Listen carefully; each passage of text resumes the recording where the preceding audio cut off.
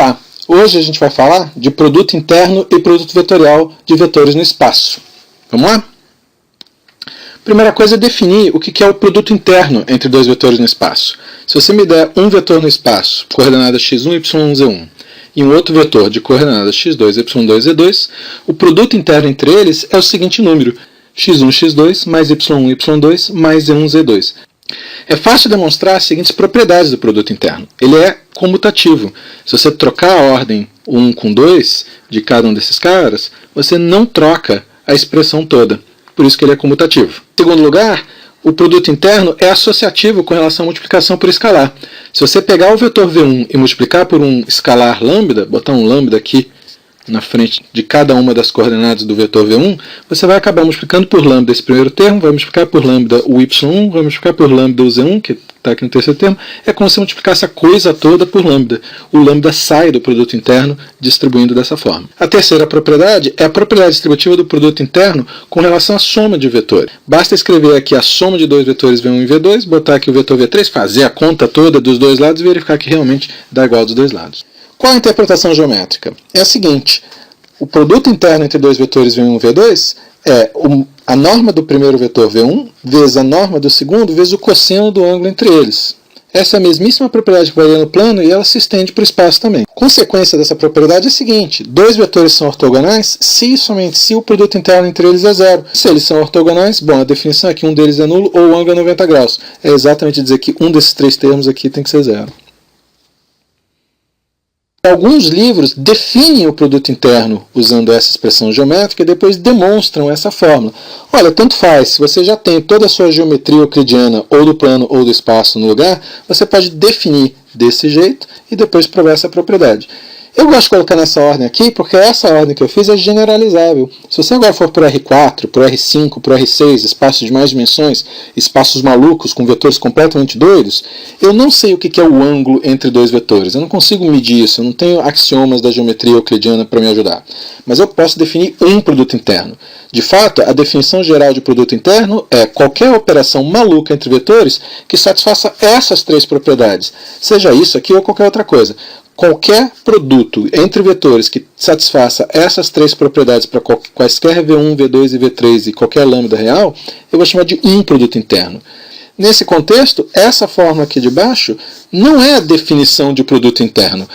Essa fórmula é a definição de ângulo entre dois vetores. De fato, se você sabe calcular o produto interno entre dois vetores e você sabe calcular o tamanho de um vetor, o que vai ser definido a partir do produto interno via essas duas fórmulas aqui de baixo, você consegue calcular o cosseno do ângulo entre eles, você basicamente calculou o ângulo entre os dois vetores. Bom, mas vamos voltar aqui para R2 e R3, onde você pode definir geometricamente e provar a fórmula de cima, ou usar a fórmula de cima como definição e provar geometricamente, tanto faz. Vamos fazer um exemplo então? Determine o ângulo CAB, onde A, B e C têm essas coordenadas. Se você quiser fazer você mesmo, pausa o vídeo, eu espero. Esperei bastante, vamos lá. Eu vou fazer uma figurinha que absolutamente não tem nada a ver com a posição dos pontos, só para me ajudar a pensar um pouquinho. E eu quero esse ângulo aqui, CAB. Vou montar os vetores AB e AC.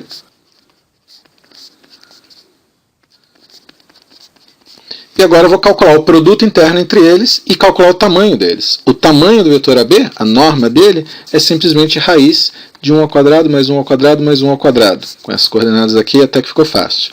AC, que coincidência, o tamanho dele é exatamente o mesmo. Então o cosseno do ângulo entre esses dois vetores é o produto interno entre eles, que é 1 mais 1 menos 1, viu o que eu fiz aqui? Multipliquei 1 vezes 1 deu 1, menos 1 menos 1 deu 1, menos 1 vezes 1 deu menos 1. Somei as três coisas para achar o produto interno. E vou dividir, deu aqui 1/3, então agora eu só preciso descobrir qual é o notável ângulo cujo cosseno é 1/3.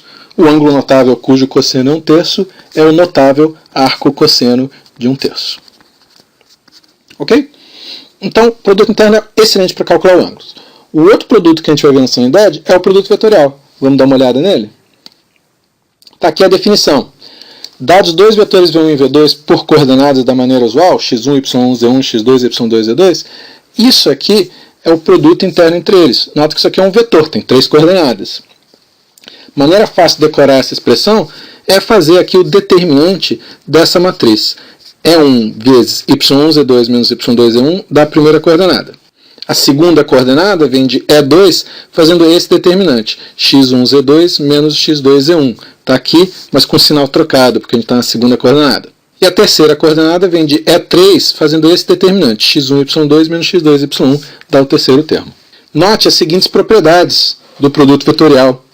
A primeira é a anticomutatividade. Se você trocar a ordem dos vetores V1 e V2, você está trocando a ordem dessas duas linhas, você troca o sinal do determinante. Ou mais explicitamente, se você trocar aqui 1 por 2, cada uma dessas coordenadas novas é um negativo da anterior. Por isso que V1, V2 é o negativo de V2, V1. Vamos ver a segunda propriedade? Para demonstrar a segunda propriedade, você tem que multiplicar as coordenadas do vetor V1 por uma constante lambda. Ou seja, vai colocar um lambda na frente do x1, um lambda na frente do y1, um lambda na frente do z1. O que vai acontecer aqui é que vai aparecer um lambda extra em cada uma das posições que eu estou marcando. Ou seja, esse vetor ficou totalmente multiplicado por lambda, todas as coordenadas dele. O novo produto vetorial passa a ser lambda vezes o produto vetorial antigo. Para demonstrar a terceira propriedade, eu não vou fazer, mas basicamente você escreve V1 e V2 como x1, y1, z1, x2, y2, z2, o V3 como x3, y3, z3, faz essa conta, abre tudo, faz essas duas contas, abre tudo e verifica a identidade. É uma questão de fazer bastante álgebra. Então essas são as propriedades básicas do produto vetorial, que são parecidas com as propriedades básicas do produto interno. Parecidas, mas não iguais. O produto vetorial tem algumas outras propriedades interessantes que levam a gente a dar uma boa interpretação geométrica. Uma propriedade bacana é que o produto vetorial de V1 com V2, se você agora fizer o produto interno disso com V1, dá zero. Para provar isso, basta pegar a expressão do V1 vetorial V2 que estava no slide passado, fazer o produto interno com V1, fazer a conta toda, vai cortar tudo, vai dar zero, eu prometo. Mesma coisa se você fizer o produto interno de V1 vetorial V2 com V2. Se você fizer todas as contas, vai cortar tudo, vai dar zero, quaisquer que sejam os vetores V1 e V2. Uma outra propriedade interessante é que a norma do vetor V1 vetorial V2 é norma de V1, norma de V2, vezes o seno do ângulo entre eles. Para demonstrar essa propriedade, você vai fazer o seguinte, você vai levar os dois lados ao quadrado. A conta aqui do lado esquerdo você pode fazer abrindo todo o produto vetorial que está no slide passado, fazendo a norma dele ao quadrado. A norma de V1 ao quadrado você também sabe escrever como x1 ao quadrado mais y1 ao quadrado mais z1 ao quadrado. A norma de V2 ao quadrado você também sabe escrever. E por último, o seno ao quadrado de θ, você vai usar 1 menos cosseno ao quadrado de θ, onde o cosseno de θ sai do produto interno, dos dois slides atrás. Joga toda a álgebra nessa igualdade e você vai ver que os dois lados dessa igualdade são realmente iguais para quaisquer vetores V1 e V2. Tira a raiz dos dois lados, você demonstra a sua propriedade, lembrando que se θ é um ângulo entre 0 e π, o seno de θ é sempre positivo, então eu não preciso nem botar um módulo aqui nesse seno de θ quando eu tirar a raiz. É assim que você prova essas duas propriedades. Essas duas propriedades dão uma interpretação geométrica para o produto vetorial. Vamos ver? A primeira propriedade está dizendo que o produto vetorial é ortogonal a V1 e que o produto vetorial é ortogonal a V2. Então, se V1 e V2 são dois vetores não colineares, dois vetores linearmente independentes, o produto vetorial entre V1 e V2 tem que ser ortogonal tanto a um quanto ao outro. Então, ele vai ser ortogonal a esse plano todo determinado por V1 e V2. Então, vai ter que ser alguma coisa deste tipo. Aí você vai dizer, peraí, mas e se V1 e V2 forem linearmente independentes? Porque se eles forem linearmente dependentes, se um for múltiplo do outro, aí eu não consigo determinar esse plano. Bom, é verdade, mas se eles forem linearmente dependentes, o produto vetorial é zero, é o vetor nulo. De fato, vem daqui, ó, porque se eles são linearmente dependentes, um deles é múltiplo do outro. Se um deles é múltiplo do outro, esse ângulo θ ou é zero ou é π. Se o ângulo for 0 ou π, esse seno é zero, o módulo do produto vetorial é zero, então o produto vetorial é zero. Por isso que eu não estou muito preocupado com esse caso. Bom, mas se ele é ortogonal a V1 e V2, então quer dizer que ele está em algum lugar dessa reta. Mas onde? O tamanho deles é dado pela segunda linha. A norma de V1 vetorial V2 é norma de V1, norma de V2 seno de θ. Então com isso você sabe exatamente o tamanho desse vetor. V1 vetorial V2. Aliás, tem uma interpretação boa para essa norma de V1, norma de V2 seno de θ. Se você tiver dois vetores aqui, V1 e V2, formando um ângulo θ, e formar agora o paralogramo com esses dois lados, a área desse paralogramo é base vezes altura. Só que a base é exatamente a norma de V1. E a altura, olha esse triângulo aqui, é exatamente norma de V2 seno de θ. Então, a norma do produto vetorial V1 vetorial V2 é exatamente a área do paralelogramo formado pelos vetores V1 e V2. Bom, com isso a gente sabe qual é a direção, é ortogonal ao plano V1 V2, o tamanho, norma de V1, norma de V2 seno de θ, pode saber qual é o sentido, porque ainda pode ser esse vetor aqui ou esse vetor aqui. Bom, o sentido é dado pela regra da mão direita. Vamos tentar fazer um desenho aqui para ver como é que é a regra da mão direita. Tá aqui. Se esse é o vetor V1 e esse é o vetor V2, você faz o seguinte, você põe a sua mão com os 4 dedos esticados na direção do vetor V1. O polegar sempre apontando para fora. Fecha a sua mão na direção do vetor V2. Quando você fizer isso, o seu polegar vai estar apontando na direção do produto vetorial V1 com V2. Ok? Você reparou que as coordenadas do produto vetorial são exatamente aquelas expressões que dão zero se e somente se dois vetores são LD? Lembra da aula passada? Então, dois vetores são LD se e somente se o produto vetorial entre eles é zero. Daí, diretamente, vem o seguinte corolário. 3 pontos são colineares? Bom, a gente já viu na aula passada que 3 pontos são colineares exatamente quando os vetores A, B e AC são linearmente dependentes. Como vetores linearmente dependentes significa produto vetorial zero, então se e somente se esses dois vetores aqui têm produto vetorial zero. Bom, mas colinearidade nem tem tanta graça assim, né? Verificar se dois vetores são colineares é fácil, é só ver se eles são múltiplos algum deles do outro. Uma aplicação mais bacana ainda de produto vetorial é em coplanaridade. Vamos olhar? Está aqui. 3 vetores são LD se e somente se essa conta aqui dá zero, o produto interno de um deles com o produto vetorial dos outros dois. A ideia da demonstração é a seguinte, se algum deles for nulo, claramente essa conta aqui vai dar zero, ou pelas propriedades do produto interno, ou pelas propriedades do produto vetorial. Se V1 e V2 forem linearmente dependentes, então esse primeiro produto vetorial dá zero, e aí o produto interno de zero com V3 é zero também pelas propriedades do produto interno. Enfim, se V1 e V2 forem LI, vamos interpretar geometricamente o que isso aqui está falando. Você tem o vetor V1, você tem o vetor V2, e o vetor V1 vetorial V2 que é ortogonal ao plano gerado por V1 e V2. Agora que V1 e V2 são LI, eu posso dizer que eles geram alguma espécie de plano.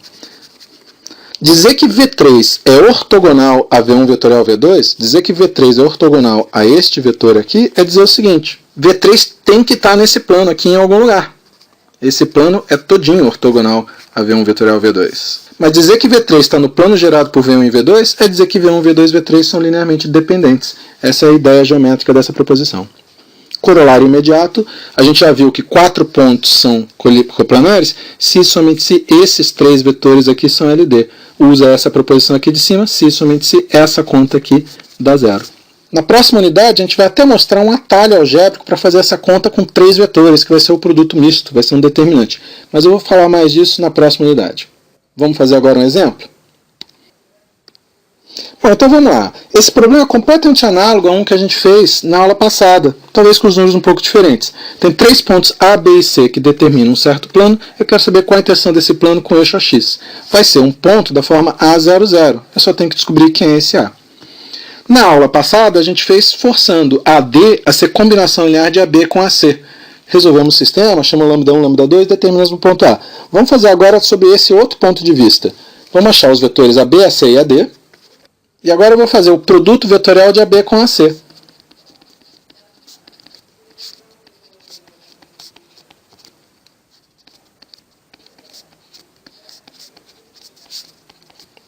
Vamos ver, E1 fica com menos 4, E2 com 8 e E3 com menos 2. Para os pontos A, B, C e D serem coplanares, o produto interno deste vetor com AD tem que ser zero, ou seja, agora você pode resolver isso e encontrar o número A.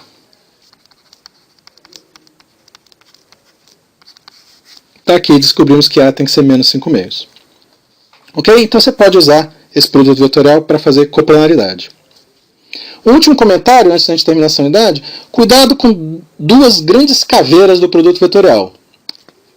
A primeira eu já falei, né? O produto vetorial não é comutativo. Será que V1 vetorial V2 é a mesma coisa que V2 vetorial V1? Não, a ordem importa terrivelmente. A gente já viu que quando você troca a ordem, o sinal troca. V1 vetorial V2 é menos V2 vetorial V1. Outra coisa que pode dar margem a erro. Será que o produto vetorial é associativo? V1 vetorial V2. Respira, vetorial V3. É a mesma coisa que V1 vetorial. Respira, V2 vetorial V3? Bom, vamos pensar um pouquinho aqui. V1 vetorial V2 é um vetor perpendicular a V1 e V2. Quando você fizer isso, vetorial com V3, você tem que arrumar um vetor que vai ser ortogonal tanto a V3 como a esse outro cara aqui. Ou seja, o vetor que vai ser a resposta do lado esquerdo estará no plano V1, V2. Não sei onde. Por outro lado, V2 vetorial V3 é ortogonal tanto a V2 quanto V3. Então, esse vetor do lado direito tem que ser ortogonal a esse. Então, ele vai estar no plano V2, V3. O vetor do lado esquerdo está no plano V1, V2. O vetor do lado direito está no plano V2, V3. Estou começando a achar que eles não são o mesmo. Não provei nada ainda, mas só para te dar uma intuição onde é que esses vetores moram. De fato, dá para demonstrar que o vetor do lado esquerdo é essa combinação linear de V2 com V1, viu? Falei que ele estava no plano V1, V2. Enquanto o vetor do lado direito é essa combinação linear de V2 com V3, viu? Falei que ele estava no plano V2, V3. E nota que eles são diferentes. Quer dizer, a coordenada em V2 até calha de ser a mesma, mas esse aqui tem uma componente em V1 e esse aqui tem uma componente em V3, eles são completamente diferentes em geral. Pô, mas como é que demonstra essas duas formas aqui de baixo? É realmente fazer a conta toda dos dois lados e verificar que isso aqui dá uma identidade, colocando V1 igual a x1, y1z1, V2 igual a x2, y2z2, V3 igual a x3, y3z3. Quer uma coisa mais simples? Eu vou dar um contra-exemplo para essa afirmação com vetores específicos. Se você usar V1 igual a E1, V2 igual a E1 de novo, e V3 igual a E3, o lado esquerdo vai ser 0 vetorial E3, porque um vetor com ele mesmo sempre dá 0, vai dar 0. Porém, o lado direito fica assim, sendo que E1 vetorial E3, usa a regra da mão direita, E1 está para cá, E3 dá menos E2, e, portanto, E1 vetorial com E2 dá E3, isso aqui dá menos E3. Nota que são completamente diferentes os dois vetores. Então isso aqui é um contra-exemplo para a afirmação, será que essas coisas são iguais? Em geral, elas são diferentes. Em alguns casos especiais pode até dar igual. Ok? Então o produto vetorial não é associativo, não é que nem produto de matriz. Bom, para essa aula é isso que a gente vai fazer. Na aula que vem a gente vai falar um pouquinho mais de um outro produto que é o produto misto entre três vetores e vai ver como que a gente pode usar o produto misto para achar volumes, para determinar de novo se vetores são linearmente dependentes e outras aplicações assim. Até lá!